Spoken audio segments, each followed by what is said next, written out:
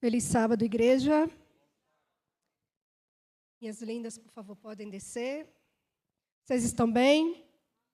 Passaram bem a semana? Queridos, Deus hoje tem uma mensagem muito importante e especial para você. Porque o inimigo ele fez de tudo para que eu não estivesse aqui hoje. No domingo, meu esposo lavando o carro, bateu na jardineira, quebrou 2 dedinhos do pé. Na segunda-feira o carro quebrou. E aí na terça-feira o mecânico ainda não tinha nem mexido. Aí eu mandei mensagem para a Celeste, falei, Celeste, ora aí, que a coisa está feia aqui. Aí eu fiquei doente.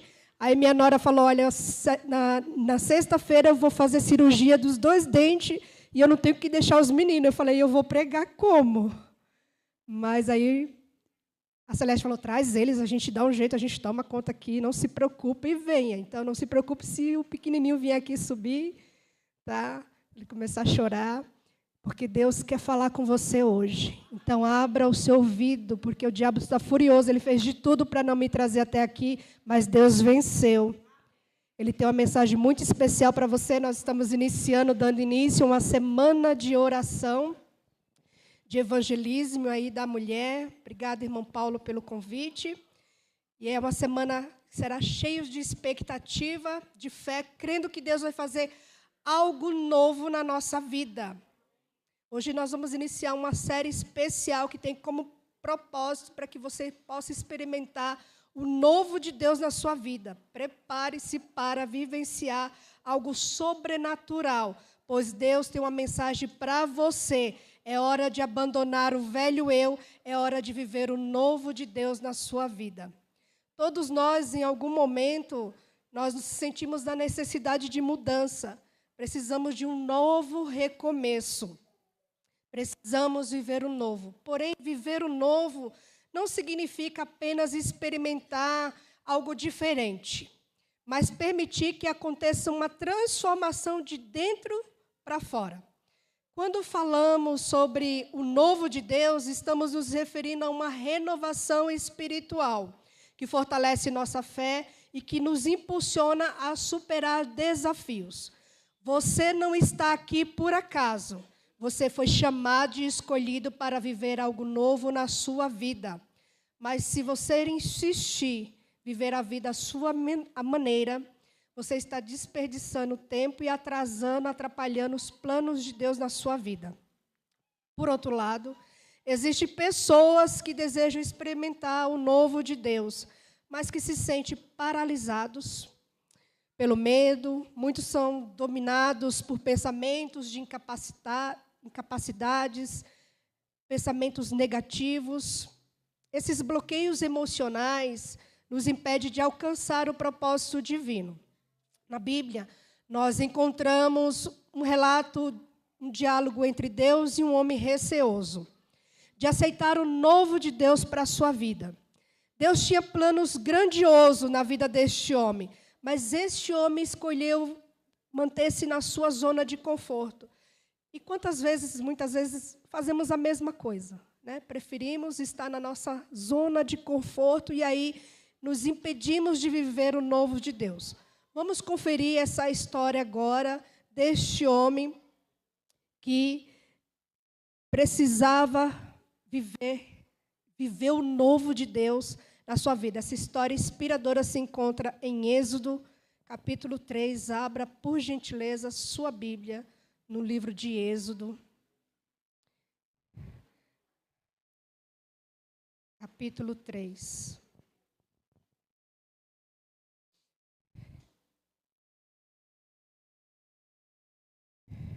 Êxodo, capítulo 3, o verso 1. Ainda ouço Bíblias. Abrindo. Êxodo, capítulo 3, verso 1. Feche os seus olhos. Vamos falar com o nosso Deus. Bondoso Deus, a tua palavra está aberta. Nós estamos cansados de ouvir a voz humana, Senhor. Neste momento queremos ouvir a tua voz. Por favor, abra o nosso coração. Se houver algum coração endurecido neste momento, que seja quebrado. Em nome de Jesus. Por favor, Divino Espírito Santo, que Jesus Cristo apareça, que eu desapareça, que o Senhor seja o nosso professor neste momento. Nos ilumine com a glória de Cristo Jesus. Amém. O verso 1 diz assim: Apacentava Moisés o rebanho de Jetro, seu sogro, sacerdote de Midian. E levando o rebanho para o lado ocidental do deserto, chegou ao monte de Deus, a Horebe. Conhecemos bem a história de Moisés. Sua sobrevivência foi um milagre, pois ele deveria ter morrido ao nascer. Criado como príncipe, Moisés recebeu a melhor educação na faculdade do Egito. Foi treinado para ser o sucessor de Faraó. Moisés, ele era o homem mais importante de sua época. Observe a grandeza intelectual de Moisés. Na corte de Faraó, patriarcas e profetas. Na corte de Faraó, Moisés recebeu o mais elevado ensino civil e militar. O rei resolvera fazer de seu neto adotivo o seu sucessor no trono. E o jovem foi educado para a sua elevada posição. Sua habilidade como chefe militar tornou-o favorito dos exércitos do Egito. Sua grandeza intelectual o distingue acima dos grandes homens de todos os tempos, como historiador, poeta, filósofo, general de exército e legislador não tem par. Moisés recebeu o mais elevado ensino que possuía. Todas essas qualificações, historiador, poeta, filósofo, general do exército e legislador. Ele foi educado na corte mais poderosa do Egito e ocupava o maior lugar, o maior posto. No entanto, a vida de Moisés vira de cabeça para baixo. Ele mata um egípcio, então tem que fugir para o deserto de Midian. Uma ação impulsiva mudou a vida de Moisés drasticamente, da noite para o dia. Moisés, príncipe do Egito, agora um simples pastor de ovelha. Olha que mudança, de príncipe do Egito a um simples pastor de ovelha. Aquele que cresceu no luxo do palácio de Faraó, com riquezas e educação privilegiada, agora caminhava entre as pastagens dos desertos, cuidando de ovelha. Seu passado de glória parecia distante e sua nova realidade era marcada pelo anonimato, pela simplicidade. Isso nos deve fazer refletir como que uma decisão, apenas uma decisão, pode mudar drasticamente a nossa vida. Então, Moisés ele foi para o deserto e lá ele precisava desaprender uma série de coisas que ele aprendeu no Egito.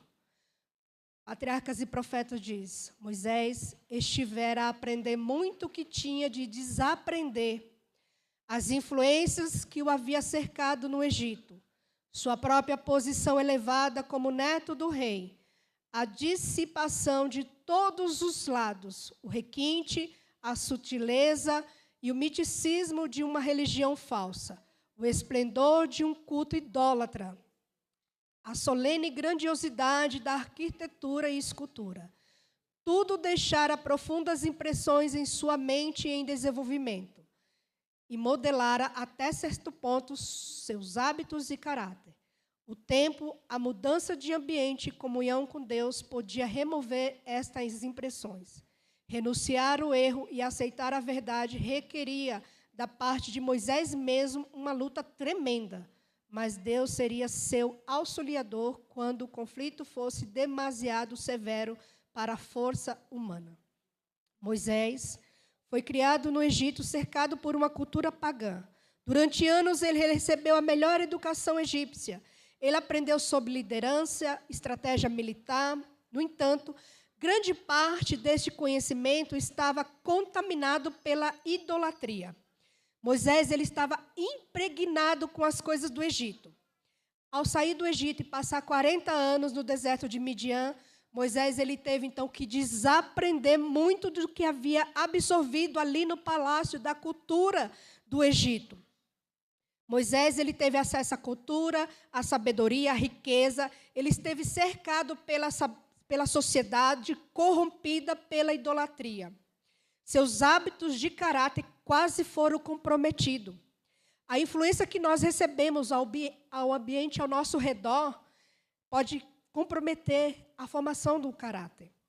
Quando uma pessoa se expõe continuamente às más influências, seja por meio de amizade ou práticas prejudiciais, seu caráter pode se comprometido. Princípios, hábitos e valores são enfraquecidos. Moisés precisou substituir a mentalidade egípcia para poder viver o novo de Deus na sua vida. As profundas impressões que ficou impregnadas que o Egito deixou ali em José, ele teve que mudar de ambiente para que aquilo pudesse ser removido do seu coração. Às vezes, queridos, é necessário nós mudarmos de ambiente para poder vivermos o novo de Deus junto com a comunhão com Deus, que é de extrema importância. Assim como Moisés precisou desaprender tudo o que havia absorvido no Egito, nós precisamos também desaprender, precisamos abandonar as coisas do Egito deste mundo. Infelizmente, muitos dos que se dizem cristãos hoje, que amam as práticas do Egito deste mundo e não estão dispostos a abandonar as coisas deste mundo, estão tão imersos, mergulhados nas coisas deste mundo, que não se importam com os avisos, ignoram as práticas, os alertas divinos. Os pregadores que pregam a verdade são chamados de fanáticos e extremistas. Muitos têm odiado os pregadores por falar a verdade. Cuidado, você está odiando o instrumento pelo qual Deus tem buscado salvar a sua vida. Não adianta você bater no carteiro, ele só está trazendo a mensagem. Satanás está cheio de atrativos no mundo por meio de amizades mundanas, através das redes sociais, através das músicas, dos filmes, das séries, de todo tipo de entretenimento que este mundo oferece. E talvez alguns digam, mas isso é muito exagero, não é bem assim. Temos que ser mais bem flexível. Para você que pensa assim, Deus tem um alerta. Patriarcas e Profetas, na página 300 e... Passa para mim, não está passando aqui, por favor? Passa para mim, por gentileza, aqui. Satanás bem conhece o material com quem tem que lidar no coração humano. Ele sabe, pois tem estudado com diabólica intensidade durante milhares de anos. E durante gerações sucessivas, tem ele operado a fim de subverter os homens mais fortes, os príncipes de Israel, pelas mesmas tentações que tiveram tanto êxito. Aproximando-nos do final do tempo, ao achar-se o povo de Deus nas fronteiras da Canaã celestial, Satanás redobrará, como fez antigamente, os seus esforços para impedir de entrar na boa terra. Ele agora emprega os mesmos fatores que empregou há 3.000 anos atrás, por meio de amizades mundanas, pelos encantos da beleza, pela procura de prazeres, foguedos, festins ou bebidas. Tenta ele a violação do 7º mandamento. Assim, agora, ele é levado os seguidores de Cristo a associar-se com ímpios, a unir-se às suas diversões, que Satanás é bem mais sucedido ao induzi-los ao pecado. Estamos à margem da Canaã celestial, e Satanás vai usar a mesma estratégia que usou no passado, que fez Israel pecar. Amizades mundanas. O diabo está cheio de atrativos para te oferecer. Não brinque no terreno encantado do diabo. Ah, mas eu acho que não tem problema. Ah, eu acho. O eu acho tem sido colocado acima do assim do Senhor. E pequenas concessões são feitas. Cuidado com as pequenas concessões. O fruto que Eva comeu foi uma pequena coisa, mas aquela pequena coisa foi suficiente para arruinar a minha, a tua vida e do planeta inteiro. Foi só uma pequena coisa, mas foi suficiente para arruinar a nossa vida. Quando estamos mergulhados pelo feitiço do mundo, bondade, pureza e verdade, reverência para com Deus e amor pelas coisas sagradas, são consumidos no fogo da lascívia. A alma se torna um deserto enegrecido e desolado, habitação de espírito mau. e guarida de toda ave hedionda e abominável. Seres formados à imagem de Deus são arrastados ao nível do irracionais. Na Bíblia, lascívia é um termo que se refere a um desejo sexual imoderado, excessivo. A imoralidade está presente entre o povo de Deus como no passado. Muitos estão alimentando os olhos com pornografia no celular, no computador, na TV, nas séries, nos filmes, nas novelas, em tudo. A imoralidade desfigura o ser humano, tornando animalesco e demoníaco. O coração se torna um deserto sombrio e desolado. Certo pastor disse que um jovem o procurou e disse: pastor, eu vou à igreja, ouço louvores lindas, canções lindas, mas eu não sinto nada. Eu ouço pregações impactantes que faz o povo chorar, mas eu não sinto nada. Eu ouço oração que faz o inferno estremecer, mas eu não sinto nada. O pastor gentilmente olhou para o jovem e disse: jovem, sabe por que você não sente nada? Porque morto não sente. Há muitos mortos vivos dentro da igreja. Cantam, louvam, pregam, mas são espiritualmente mortos. Vivem uma vida espiritualmente morta, longe de Deus. Não tem uma comunhão com Deus. Não tem nem o Espírito Santo de Deus. Querido, está na hora de sair dessa condição de morto espiritual. Uma vida não santificada nos levará à morte eterna. Está na hora de confessar os nossos pecados. Pecados por atacado, Deus perdoou no tanque batismal. Agora é por avarejo. Senhor, eu pequei, quando adulterei, quando eu roubei, quando eu matei, quando eu assassinei, quando eu menti, quando eu falei mal do irmão, da irmã, quando eu bati o olho naquele pernão da irmã, porque o problema de quem se veste mal é isso. Além de estar em pecado, promove o pecado na vida do outro. Está na hora de confessar os nossos pecados. Está na hora de nos purificar e nos santificar. Está na hora de consertar a nossa vida. Está se aproximando o tempo que Deus vai purificar a sua igreja. E tudo que é impureza vai ser removido por Deus. Temos de consertar a nossa vida. Precisamos romper com as trevas espirituais deste mundo na nossa vida. Nas coisas de Deus não existe meio termo. Ou você nega as coisas do mundo, ou você nega Jesus. Vou repetir. Ou você nega as coisas deste mundo, ou você nega as coisas, ou você nega Jesus. Jesus vem para acabar com o pecado. Mas se você estiver apegado ao pecado, você vai ser destruído junto com o pecado. Jesus vem para acabar com o pecado.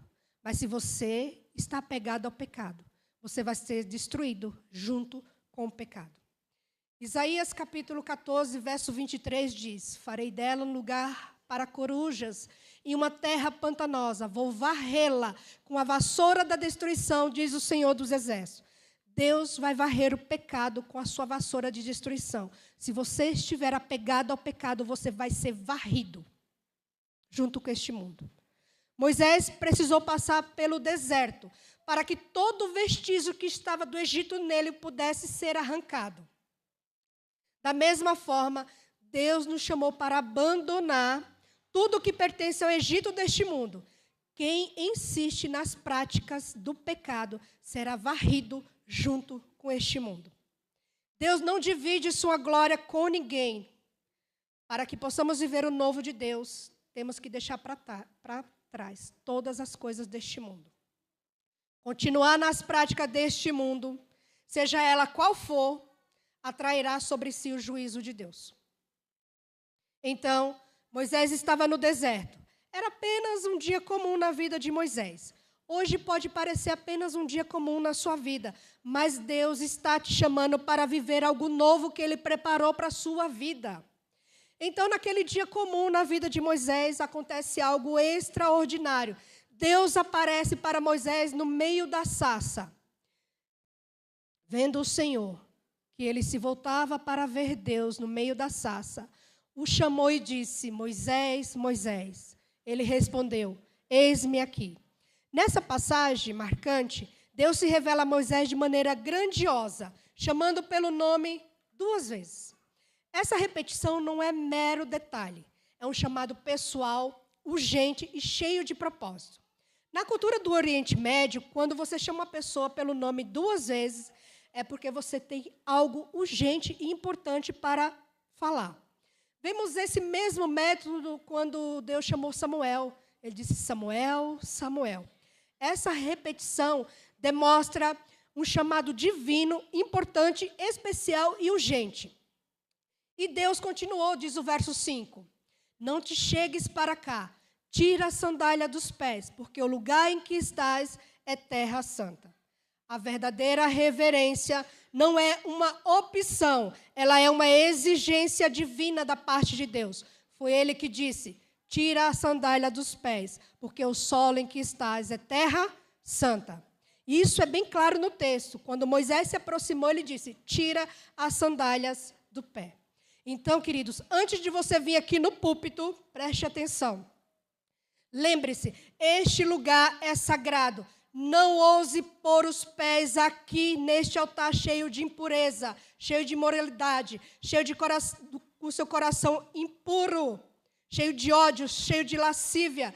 Seja para qualquer coisa, para louvar, para cantar, pregar ou dar um simples anúncio. Lembre-se que você está diante da presença santa de Deus.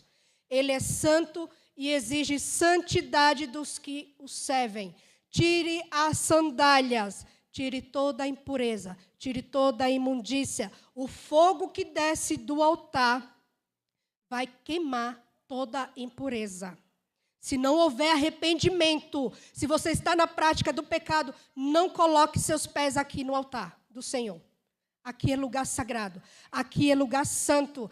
Purifique-se, consagre. Aqui não é palco de apresentação, aqui é altar de adoração. Se consagre, se santifique, não ouse pôr os pés aqui, sem santificação. Existe um louvor que chama Deus de você.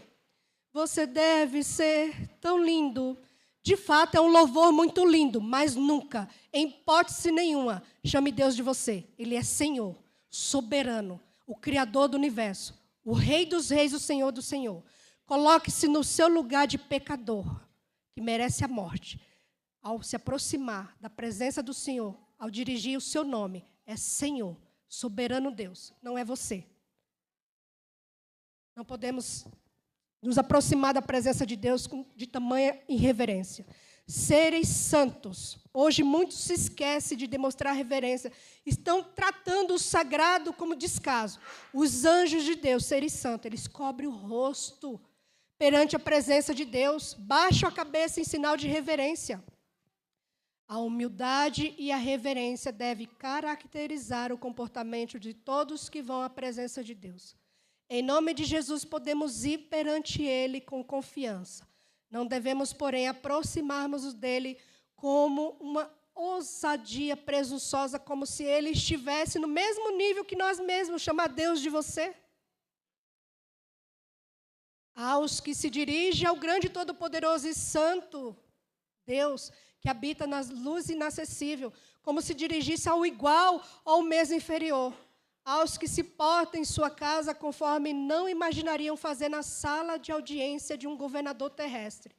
Tais devem se lembrar de que se acham à vista daqueles a quem os serafins adoram, perante quem os anjos velam o rosto. Se você fosse convidado para estar diante de um presidente ou diante de um juiz, como é que a gente chama o juiz aqui? O juiz terreno? Excelentíssimo, não é isso? A gente chama de excelentíssimo. Com que roupa você iria? Você iria de bermuda? Você colocaria a melhor roupa, a mais apresentável, a mais apropriada e a mais respeitosa. Por que então vamos na presença de Deus com a mesma roupa que nós vamos no mercado, na farmácia, na escola, no trabalho, na feira? Por quê? Diante do Deus Todo-Poderoso, o Rei dos Reis, o Senhor dos Exércitos, nós vamos com roupas rasgadas, decotadas. Os homens estão usando calça apertadinha, colada. Isso é um insulto a Deus, uma afronta a um Deus santo. A ordem divina é: troquem as vossas roupas, purifique-se e troquem de roupa. Essa não é uma sugestão, nem um conselho humano, é uma ordem do Senhor. Troquem as vossas roupas. Quando nos aproximamos da presença de Deus, deve haver preparo, consagração, reverência e vestes santas. Não podemos vir aqui no púlpito do Senhor, na presença do Senhor, de qualquer maneira, vestido com qualquer roupa. No passado, o sumo sacerdote, quando ia à presença de Deus, ele tinha que mudar as vestes. Olha o que diz Êxodo 28, verso 2. Farás vestes sagradas para Arão, teu irmão, para a glória e o ornamento. Verso 36. Farás também uma lâmina de ouro puro, e nelas gravarás a maneira de gravura de selo. Santidade ao Senhor. Verso 41. Com essas vestes vestirás a Arão, teu irmão, e também aos seus filhos. Ungí-lo-ás e consagrarás e santificarás. Para que me oficie como exército. Para você estar aqui oficiando perante a presença de Deus, você tem que trocar as suas vestes. O sumo sacerdote, ele tinha que usar uma roupa especial? Tinha uma roupa diferente? Santa, sagrada, ungida? E você quer vir com qualquer roupa aqui? Diante de um Deus santo? Aí talvez você diga, mas isso era lá no passado. Isso era lá para o sumo sacerdote. 1 Pedro 2,9. Vocês são geração eleita, sacerdócio real, nação santa, povo exclusivo de Deus, para anunciar a grandeza daquele que os chamou das trevas para a sua maravilhosa luz. Você é sacerdócio real. Então se vista como alguém que representa o céu. Se vista como alguém que leva, que carrega o nome santo do Senhor. Não venha de qualquer forma, de qualquer maneira. Comporte-se como alguém que carrega o nome santo e sagrado do Senhor. A mitra do sumo sacerdote consistia num turbante de alvo linho, tendo presa no mesmo por um laço azul, uma lâmina de ouro que trazia a inscrição, santidade ao Senhor. Todas as coisas ligadas ao vestuário e conduta do sacerdote devia ser de modo a impressionar aqueles que as viam, dando-lhe uma intuição de santidade de Deus, santidade de seu culto e pureza exigida daqueles que iam à sua presença. É um fato deplorável que a reverência pela casa de Deus esteja quase extinta. Deus é que deve ser objeto exclusivo de nosso pensamento e adoração. Qualquer coisa que tende a desviar o espírito de seu culto solene e sagrado constitui-se uma ofensa a Ele. Que ninguém desonre a casa de Deus com enfeites ostensivos. Deus e os anjos estão ali presentes. Se somos sacerdócio real, aonde está a nossa reverência? Se somos a nação santa, aonde está a nossa santidade ao estarmos diante da presença de Deus? Muitos de nós agimos como se estivéssemos numa transação comercial, na rua ou na feira. Enquanto a palavra de Deus está sendo aqui aberta, alguns estão conversando, rindo, cochichando, conversando, outros estão no celular. A irreverência tem sido uma tentação para aqueles que têm pouca reverência às coisas sagradas. Esse defeito de caráter deve ser vencido por aqueles que estão se preparando para adorar a Deus junto com os seres santos, com os anjos de Deus. Por gentileza, desligue o seu celular. Deus não vai mandar o WhatsApp para você, nem vai telefonar para você. Ele vai falar ao seu coração. A reverência é muito necessária entre os jovens deste século. Fico alarmada ao ver crianças e jovens, filhos de pais religiosos, tão descuidados quanto a ordem e as boas maneiras que devem ser observadas na casa de Deus. Enquanto os servos de Deus estão apresentando a palavra de vida às pessoas, alguns ficam lendo, outros cochichando e rindo. Eles estão pecando ao desviar a atenção dos que estão ao seu redor. Se não forem corrigidos, esse hábito aumentará e influenciará a outro.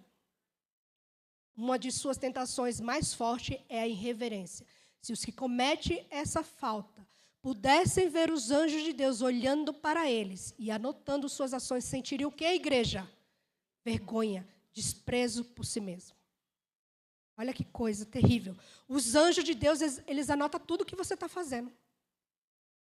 Cochicho, risos, conversa, celular. Eles estão anotando tudo, toda a sua irreverência. Toda a falta de reverência está sendo anotada nos registros celestiais. A falta de reverência para com Deus é um sinal de um coração que perdeu a noção da santidade a Deus.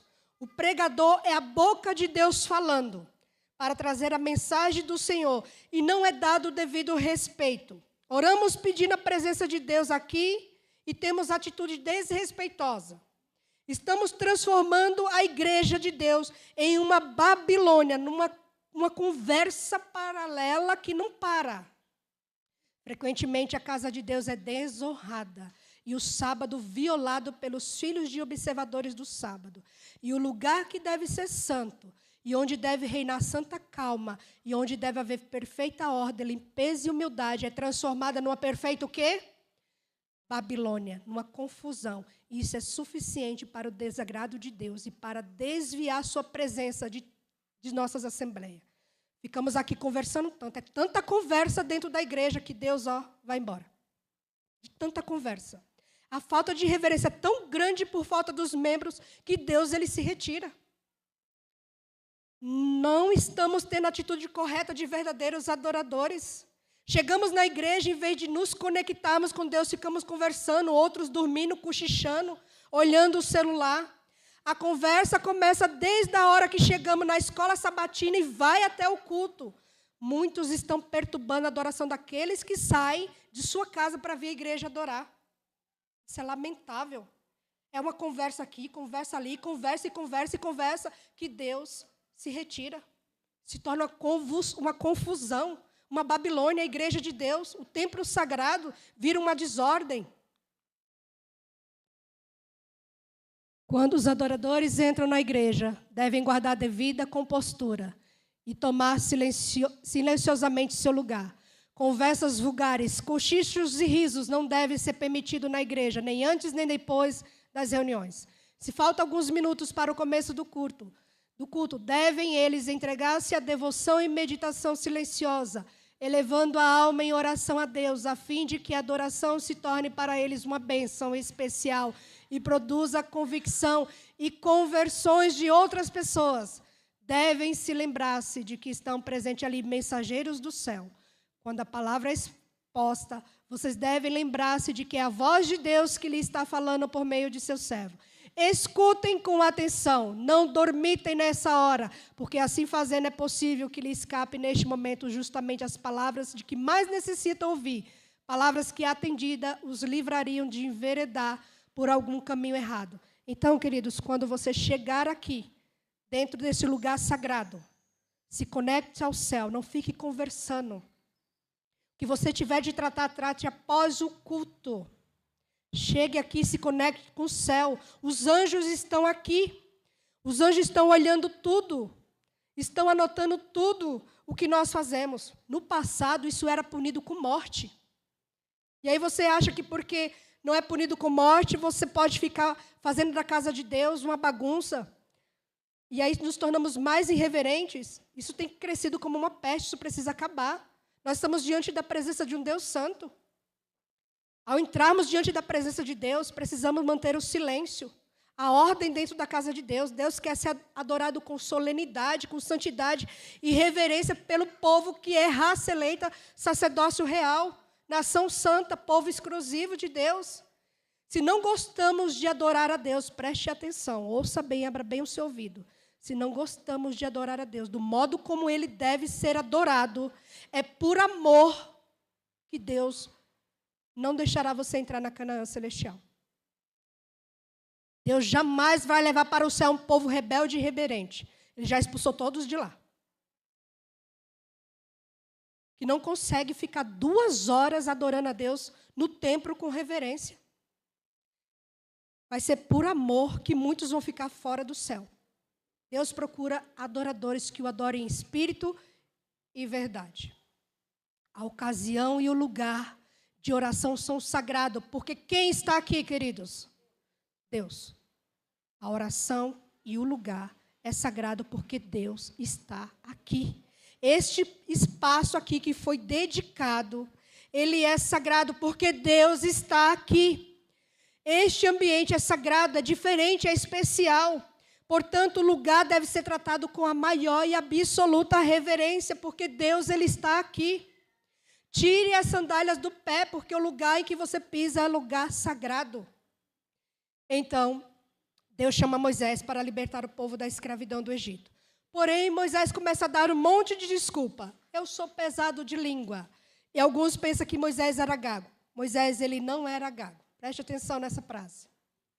Mas o servo de Deus ainda se deixava vencer pelo pensamento da estranha e maravilhosa obra que diante dele estava. Em sua aflição e temor, agora alegava como desculpa a falta de uma fala desembaraçada. Ah, Senhor, eu não sou homem eloquente nem de ontem, nem de anteontem, nem ainda desde que tens falado a teu servo, porque sou pesado de boca e pesado de língua. Durante tanto tempo havia ele estado afastado dos egípcios que não tinham um conhecimento tão claro e um uso tão pronto da língua, como quando estivera entre eles. Moisés, então, foi mandado ir ter com Arão, seu irmão mais velho, que, tendo estado em uso diário da língua dos egípcios, podia falar perfeitamente.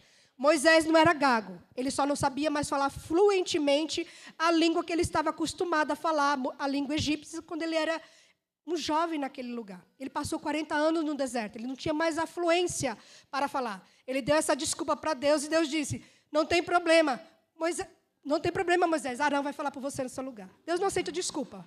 Quando Deus te chama, ele te dá um jeito. Ele te capacita. Moisés deu a desculpa, eu não sei falar fluentemente mais, Senhor. E Deus disse, não tem problema. Arão vai falar no seu lugar, agora vai e liberte meu povo. Com Deus é assim, com Deus não tem desculpa. Disse ainda o Senhor, certamente vi a aflição do meu povo, que está no Egito, e ouvi o seu clamor por causa dos seus exatores, conheço-lhe o sofrimento. Os escravos hebreus trabalhavam debaixo de um sol escaldante. Carregavam pedras pesadas, moldando tijolo, estavam exaustos, com dor, clamor e súplicas podiam ser vistos no rosto de cada um dos escravos hebreus. É neste momento que Deus afirma que viu a aflição do seu povo, que Deus ouviu o seu clamor e que Deus conhecia a sua dor. Não sei aqui se todos conhecem a origem do hino Deus sabe. Passa para mim, por favor, não está passando. Deus sabe, Deus ouve, Deus vê. Não sei se todos aqui conhecem a história deste hino. É um hino muito conhecido, está no nosso inário e teve diversas gravações. Este hino ele é uma parceria entre Valdeci Lima, grande letrista, pastor, compositor, e o músico Flávio Santos. E numa entrevista, o pastor e compositor Valdeci Lima, ele contou que ele escreveu esta letra deste hino, musicada depois por Flávio Santos, em 1984. Ele disse que ele estava nos Estados Unidos se formando e seu pai havia ligado para ele pedindo para ele voltar para o Brasil, que o pai estava com saudade. Valdeci veio para o Brasil, a família o recebeu no aeroporto. Foi uma grande alegria, um momento de muita alegria, de pai com filho. Mas 3 dias depois, de repente, o pai ele teve um ataque cardíaco fulminante e faleceu. Valdeci ficou sem chão. Se ele tivesse demorado mais um pouquinho para voltar, ele não teria encontrado o pai vivo. Essa foi uma experiência dolorosa, mas ele encontrou força no bom pastor que amparou mais uma ovelha aflita, mais uma ovelha ferida. Depois de algumas semanas, ele escreveu a letra dessa música, Deus sabe, Deus ouve, Deus vê, na escrivaninha, na sala, na escrivaninha do seu pai. E ele colocou em versos um pouco daquela experiência, daquela dor que ele estava sentindo. Valdeci, ele resumiu isso em versos que compõem um hino, Deus sabe, Deus ouve, Deus vê. Logo no início da canção, ele define para quem ele dirige essa canção. Ele diz, você que se sente pequeno. Quantas vezes nós nos sentimos pequenos diante das dificuldades, dos desafios, dos problemas que crescem e parecem não ter fim. parece não ter solução, cresce como os montes. E nós nos sentimos pequenos, incapazes, impotentes, sem saber o que fazer, sem rumo, sem direção, sem saída, sem esperança. E ele continua: dirija os seus olhos a Deus. Não dê por vencidos os seus planos. Entregue seus planos a Deus. Entregue seus planos, seus projetos, seus sonhos, sua família, seu casamento, suas finanças. Entregue tudo a Deus. O refrão: Deus sabe o que vai dentro da alma. Deus ouve o coração suplicante. Deus vê sua angústia e o acalma. Deus faz de você um gigante. Você começa se sentindo pequeno e potente diante de tudo que está acontecendo na sua vida, que parece não ter fim. Mas quando você dirige seus olhos a Deus, Ele nos faz um gigante. Diante das lutas que nos quebram em pedaços, nos sentimos pequenos e indefesos. Mas quando você se dirige a Ele, Ele faz de você um gigante. Ele te habilita para atravessar essa situação tão desafiadora e difícil que você está enfrentando. E uma passagem bíblica que tem tudo a ver com esse hino, e o próprio hinário tem como referência o texto, é o capítulo 2 e o capítulo 3 de Êxodo. Quando vemos a ação de Deus por seu povo submetido a um regime terrível de servidão no Egito, tanto o narrador do capítulo 2, tanto o próprio Deus falando com Moisés no capítulo 3, eles utilizam esses verbos para descrever a maneira como Deus se envolve na vida daqueles que estão sofrendo e que são oprimidos.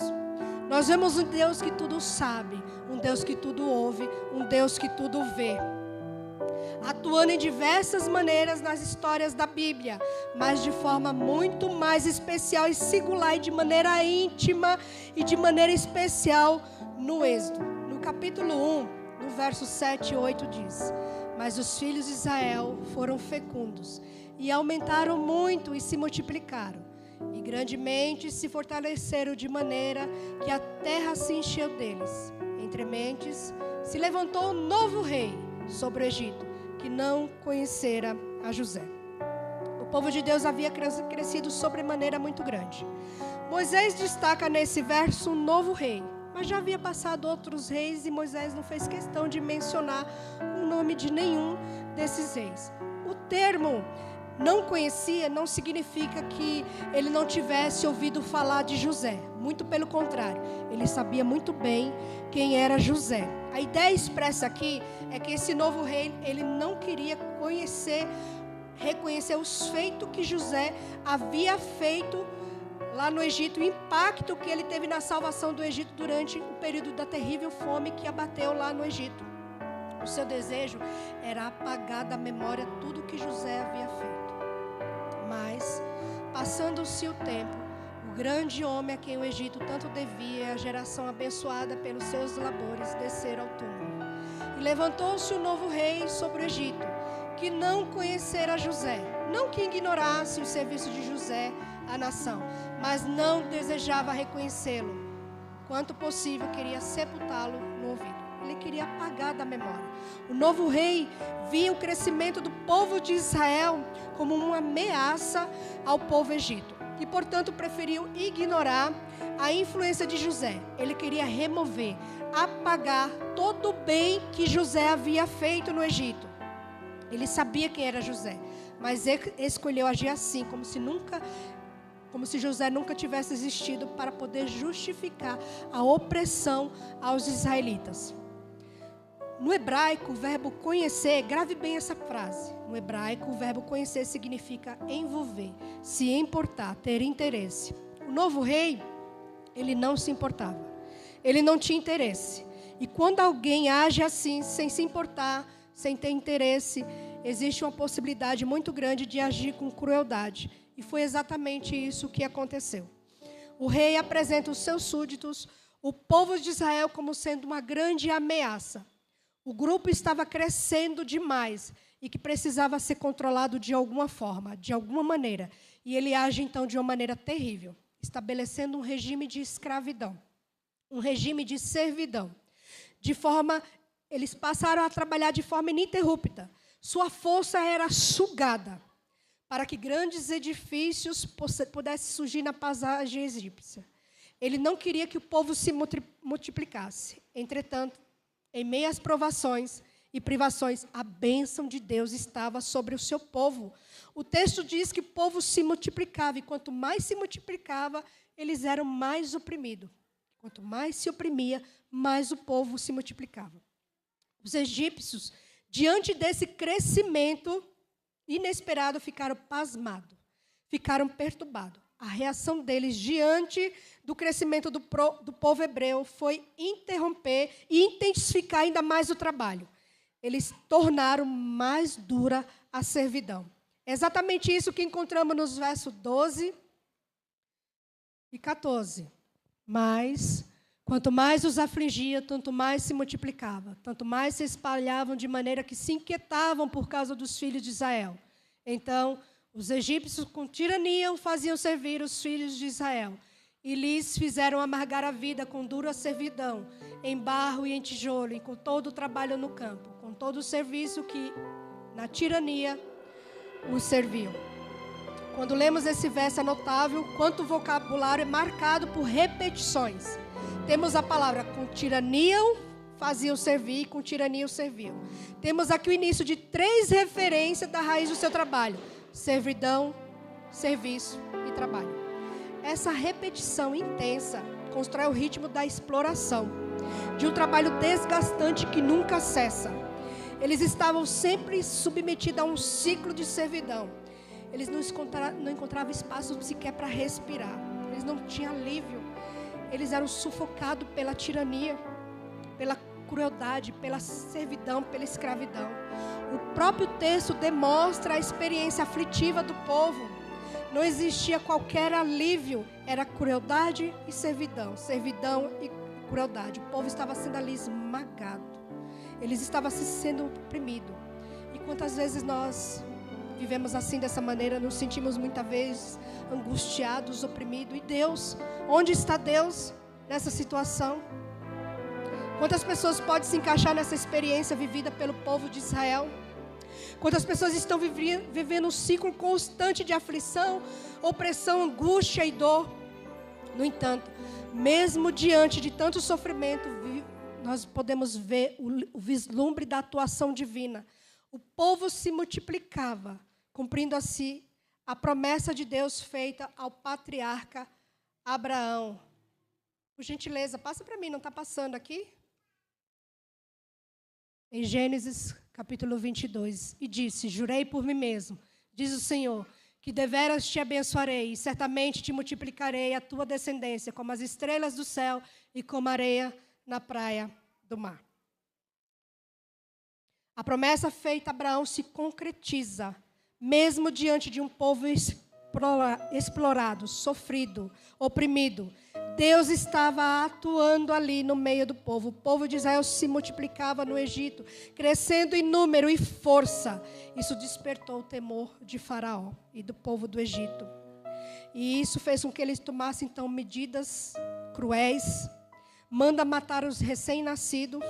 As parteiras, porém, temiam a Deus e, portanto, não obedeceram o decreto de Deus para matar as crianças. O rei e seus conselheiros tiveram a esperança de subjugar os israelitas com rude trabalho e assim diminuir seu número e aniquilar-lhes o espírito independente. Fracassando na realização de seu propósito, recorreram às medidas mais cruéis. Foram expedidas ordem às mulheres, cujos empregos lhe davam oportunidade para executar o mandato, a fim de destruir as crianças hebreias do sexo masculino ao nascerem. Satanás foi o instigador disso. Sabia que um libertador deveria levantar-se entre os israelitas e, levando o rei a destruir seus filhos, esperava frustrar o propósito divino. As mulheres, porém, temiam a Deus e não ousavam executar o cruel mandato. O Senhor aprovou o procedimento delas e as prosperou-as. As parteiras demonstraram uma coragem e fidelidade notável, arriscando sua vida, que muitas vezes hoje nenhum de nós temos. Falta hoje em nós, muitos de nós cristãos, temor, respeito, reverência, coragem. As parteiras escolheram obedecer a Deus antes que aos homens. mesmo que isso lhe custasse a vida, elas não obedeceram o decreto de Faraó. A obediência hoje a Deus, pouco importa. O eu acho, o que eu penso, as minhas ideias, os meus sentimentos, as minhas vontades, o que eu acho.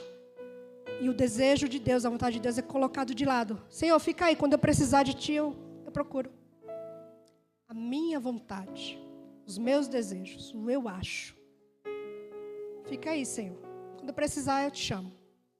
Logo em seguida, uma mãe, diante da ordem cruel de Faraó, decide proteger o seu filho.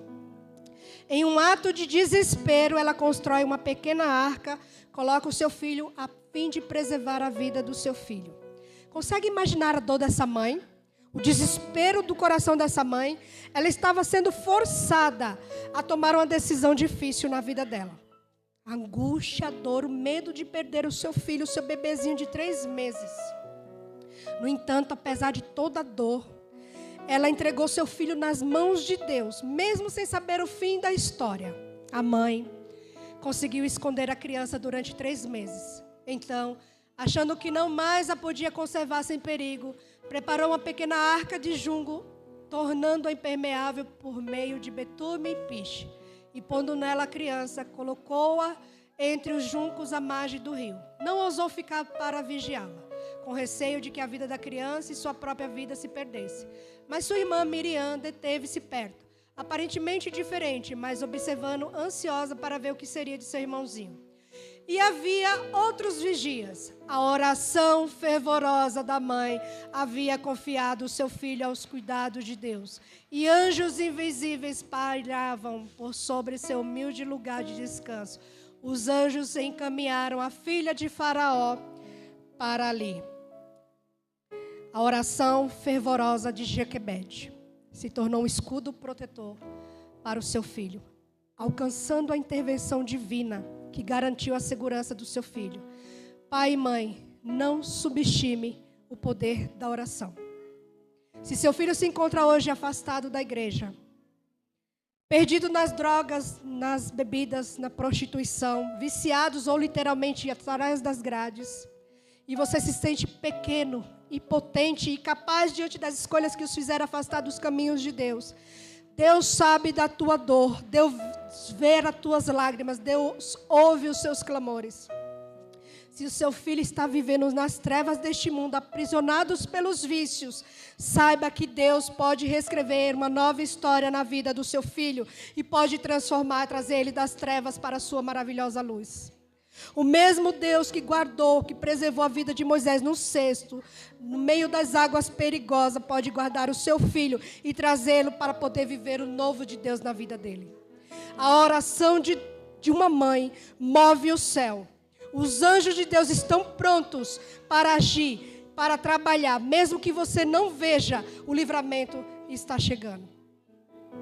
Queridos, precisamos ter uma vida de oração, mas não é uma oração qualquer, é oração fervorosa. Oração fervorosa é uma petição profunda que expressa sincero fervor do nosso coração a Deus. Ao som da fervorosa oração, todo o exército de Satanás treme. E ele continua a chamar legiões de anjos maus para conseguir seu fim. E quando os anjos do Todo-Poderoso, revestidos com armadura celeste, chegam em auxílio da fraca e perseguida pessoa, o inimigo e seus anjos recuam, sabendo muito bem que sua batalha está perdida. A oração não é apenas palavras bonitas. A oração é uma arma poderosa contra as fortalezas do mal. Quando oramos com fervor, o mundo espiritual é impactado. As trevas recuam, as cadeias são quebradas e o diabo estremece. Se você não tem tempo para orar, o inimigo tem tempo para agir contra você. Se você não tem uma vida de oração, você já está derrotado. Uma oração fervorosa faz o exército de Satanás tremer. Uma vez a rainha Elizabeth disse que ela não teme um exército, mas um homem de joelho. Uma vida de oração fará com que as portas sejam abertas, grilhões sejam despedaçados e Satanás seja derrotado. Muitos estão perdendo muitas batalhas porque não reserva tempo de qualidade com Deus em oração. A oração é aquela oração rotineira. Senhor, muito obrigada pelo dia, obrigado pela noite, um bom descanso. Você acha que vai viver um inimigo que tem experiência e poder há mais de 6.000 anos? Uma oração de 5, 3 minutos? Orações vazias. Infelizmente, muitos de nós estão desperdiçando o seu tempo precioso no celular e nas redes sociais. Muitos cristãos passam horas rolando tela, com distrações vazias. O tempo que você desperdiça no celular e nas redes sociais está custando a sua vida e a vida eterna, colocando em risco a sua vida eterna. Orações sem fervor é como uma chama apagada, que não ilumina, que não aquece, que não tem poder nenhum. Deus é soberano sobre todas as coisas. No entanto, a soberania divina decidiu agir através das orações. As orações não mudam Deus, mas Ele muda as circunstâncias. Através da oração, Deus transforma pessoas, Deus cura enfermos. Através da oração, Deus pode transformar a vida do meu filho, do seu filho, da sua filha. Através da oração, Deus traz avivamento para a igreja. Através da oração, tudo pode ser mudado. Nunca pare de orar por sua casa. Nunca pare de orar por sua família. Nunca pare de orar por seu casamento. Nunca pare de orar pelos jovens da igreja, pelos líderes da igreja. Nunca pare de orar pela sua casa, por sua família. O diabo não tem família, ele quer destruir a família. A família é uma instituição divina. Ore por sua família, ore por seus filhos. Pode ser que você ainda não viu a resposta, mas a sua oração, ela vai chegar até o trono de Deus. E ela vai voltar, porque aquilo que colocamos nas mãos de Deus não volta vazia sem resultado. Ela vai voltar. Deus ouviu a oração daquela mãe, Joquebede, e protegeu o seu filho. Deus ouve a oração suplicante. Então nós temos um Deus que atua nos bastidores.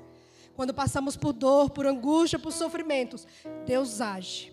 Mas haverá um momento em que Deus vai agir de maneira inconfundível para mudar a história. Nós vemos isso agora no capítulo 2. Decorridos muitos dias, morreu o rei do Egito. Depois de muitos dias, morreu o rei do Egito, aquele que chegou lá no início que nós lemos no capítulo 1, no verso 8. Depois de muito tempo, ele morreu. Aquele que trouxe opressão, aflição ao povo de Deus. Era de se esperar então que ele morresse, que com a morte dele houvesse alívio. Porém, na continuação do relato diz que se havia alguma esperança, essa foi perdida. Porque em seguida nós lemos, os filhos de Israel gemiam sobre a servidão e por causa dela clamaram, e o seu clamor subiu a Deus. E gemeram os filhos de Israel sobre a servidão. Temos aqui a primeira ação registrada dos filhos de Israel diante de tanta aflição, diante de tanto sofrimento. Eles gemeram. Eles não puderam expressar palavras, eles simplesmente gemeram. Quantos de nós nos sentimos assim? Às vezes não conseguimos expressar palavras nenhuma diante de tanto sofrimento, diante de tanta angústia, diante de tanta dor. Simplesmente gememos, não conseguimos expressar nenhuma palavra. Entretanto, quando nos falta palavra, nós temos alguém que intercede por nós. Também o Espírito, semelhantemente, nos assiste em nossas fraquezas. Porque não sabemos orar como convém, mas o mesmo Espírito intercede por nós sobremaneira, com gemidos inexprimíveis. Quando nos falta força, quando nos falta palavra, o Espírito Santo, Ele intercede por nós. Então não se preocupe se você não conseguir falar na hora do seu maior momento de sua angústia, no maior momento de tristeza e de dor. O Espírito Santo vai interceder. Ele vai expressar as nossas palavras. Gemidos inexprimíveis significa algo que palavras nenhuma pode explicar. São coisas que não cabem em palavras, não podem ser explicadas. É um clamor que não se expressa. É neste momento que o Espírito Santo intercede por nós, quando não conseguimos expressar nenhuma palavra. Então eles clamaram, e o seu clamor subiu até Deus. Esse relato traz algo extraordinário para nós. Todo o clamor daqueles que estão sendo oprimidos, todo o clamor daqueles que estão sendo afligidos, todo o clamor daquele que é menosprezado, marginalizado, oprimido, todo o clamor daqueles que são pequenos, sobe até o ouvido de Deus. É neste momento que Deus aparece como protagonista. E ouviu Deus o seu gemido. E lembrou-se Deus de sua aliança com Abraão, com Isaque e Jacó. E viu Deus os filhos de Israel. E atentou Deus para a sua condição. Aqui aparecem os verbos ouviu, viu e atentou. Deus ouviu, Deus viu, Deus atentou. Essa palavra atentou, grave bem, no hebraico significa prestou atenção, conheceu. Então Deus sabe, Deus ouve, Deus vê. Deus prestou atenção, Deus atentou à condição do seu povo. Deus conhecia a situação do povo de Israel. Nós temos aqui um Deus que conhece, um Deus que se envolve, um Deus que se importa, um Deus que se compadece. Está aqui nesse verso, nessas palavras, a beleza da música. Deus sabe, Deus ouve, Deus vê. Em cada verbo mostra um Deus que se importa, um Deus que se envolve, um Deus que age, um Deus que sabe, um Deus que ouve, um Deus que vê. O mesmo procedimento que o compositor, o Valdeci Lima, ele adotou ao escrever o refrão do seu hino. Na entrevista ele menciona que não é bom repetir a mesma palavra várias vezes, mas na letra do hino, Deus sabe, Deus ouve, Deus vê, o nome Deus aparece 23 vezes, demonstrando o envolvimento de Deus na vida de cada um de nós, nos dando a segurança de que podemos seguir em frente, na esperança de que Deus vai agir, que Deus vai transformar, que Deus vai escrever uma nova história na minha e na tua vida. Eles clamaram, e o seu clamor subiu até Deus. A história da redenção diz: chegara o tempo em que Deus deveria responder às orações de seu opresso povo e tirá-los do Egito com tão poderosas manifestações de seu poder, que os egípcios seriam compelidos a reconhecer que o Deus dos hebreus, de quem zombavam, estava acima de todos os deuses. Deus ouviu o clamor do povo explorado, que encontrou abrigo em Deus. Deus tem se revelado como um Deus atento. Ele não é indiferente, nada escapa aos seus olhos. Nenhum gemido passa despercebido aos ouvidos de Deus. Chegará o momento em que Deus responderá aos teus clamores. Chegará o momento, chegará o dia que você vai viver o novo de Deus. Nós temos um Deus que sabe, um Deus que ouve, um Deus que vê. E este Deus está batendo a porta do meu e do seu coração. Na Bíblia, Jesus é apresentado como batendo na porta. Volta para mim, por favor. Ele é demonstrado como Deus batendo. Ó, tá apagando. Passa para mim, por favor. Passa mais um, por gentileza. Passa mais um. Próximo, próximo. Não, você está voltando. Ó. Volta para mim, por favor. Chegará o momento. Aí. Jesus, ele é descrito bater na porta do nosso coração. Imagina a cena, por um momento, essa cena. Jesus batendo na porta do seu coração. Ele espera. Ele chama pelo teu nome. Mas ele só pode entrar se você abrir. Se você abrir.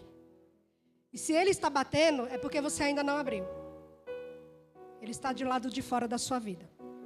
Jesus nunca forçará a porta do seu coração. Entretanto, ninguém pense que Jesus vai se contentar com um cantinho do seu coração, enquanto permitimos que Satanás erga o trono dele e ocupe todo o nosso coração e encha a nossa atmosfera de uma moral contaminada. Cristo permanecerá na alma somente quando todo o coração estiver entregue a Ele. Satanás aceita um coração dividido, mas Cristo não. Não adianta ouvir a voz de Deus e não abrir a porta do coração. Enquanto você insistir com as coisas deste mundo, Cristo vai ficar de fora. Do lado de fora do seu coração. Porém, o Senhor te ama tanto, mas Ele te ama tanto, que Ele não vai desistir de você e Ele vai continuar batendo. Ele vai continuar insistindo. Tente imaginar o Senhor da glória, o Rei dos reis, o Senhor dos senhores. Ele está aqui neste momento, batendo na porta do seu coração, dizendo: deixa eu entrar.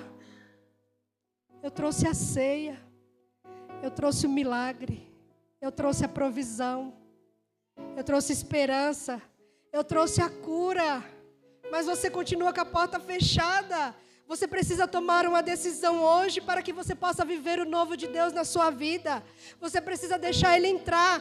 Se você deixar Ele entrar, você vai poder viver o novo de Deus na sua vida, na sua casa, na sua família, nos seus negócios, na sua família. Deus quer fazer tudo novo na sua vida. Se abrirmos a porta do nosso coração, seremos surpreendidos por um Deus que sabe, um Deus que ouve, um Deus que vê, um Deus que não está indiferente às suas orações. Vai chegar um momento que Ele vai agir na tua vida. Porque Deus sabe, Deus ouve, Deus vê. Nós vamos ouvir esse louvor agora. E se você entendeu que Deus não está indiferente com o teu sofrimento, com a tua dor, você cante com fé e abra a porta do seu coração, porque Ele não esqueceu de você. Deus sabe, Deus ouve, Deus vê.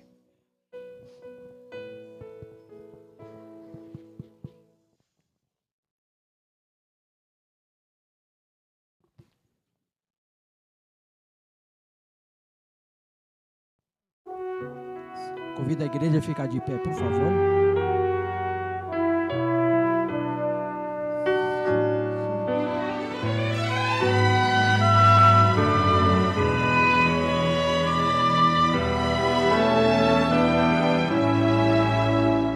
Você que se sente pequeno, dirija seus olhos a Deus. Não deixe que sombras o envolvam. Entregue sua vida a Deus. Deus sabe o que vai dentro da alma. Deus ouve a oração suplicante. Deus vê sua angústia e o acalma. Deus faz de você um gigante. Deus sabe o que vai dentro da alma. Deus ouve a oração suplicante. Deus vê sua angústia e o acalma. Deus sabe, Deus ouve, Deus vê. Se a vida levou os castelos e os sonhos você construiu,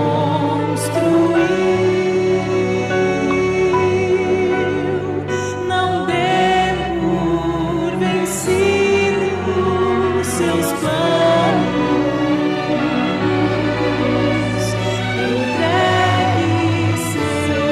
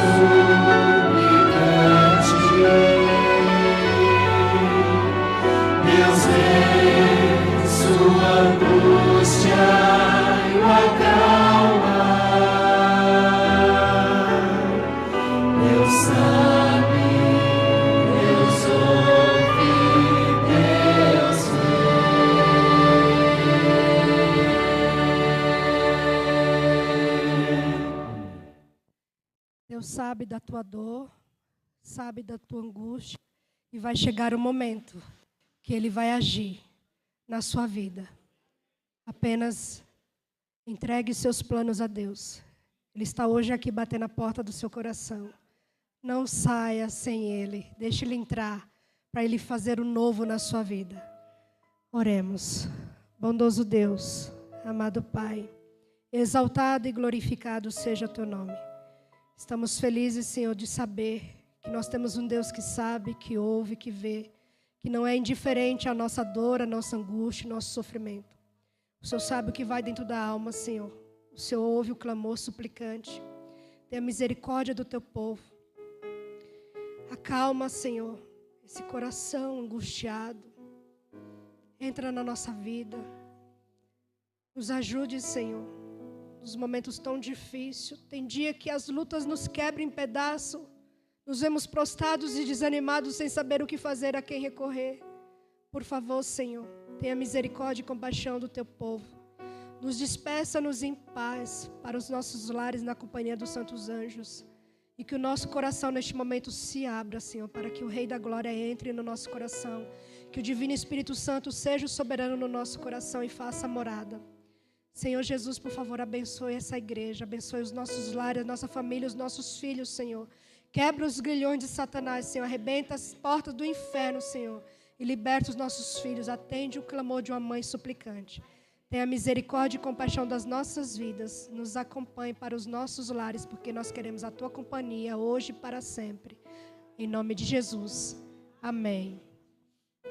Amém. Pode se assentar, por favor. Faça uma oração silenciosa.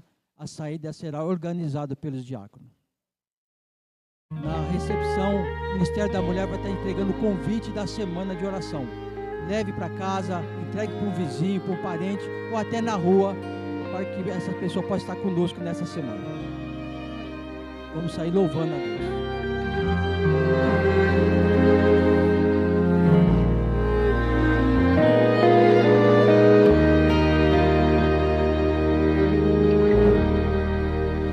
Eu te agradeço, Senhor, pelo carinho, pelo amor, pelo cuidado que tens por mim. Toma minha vida em Tuas mãos, meu coração vem transformar em Cristo um novo ser. Cada vez mais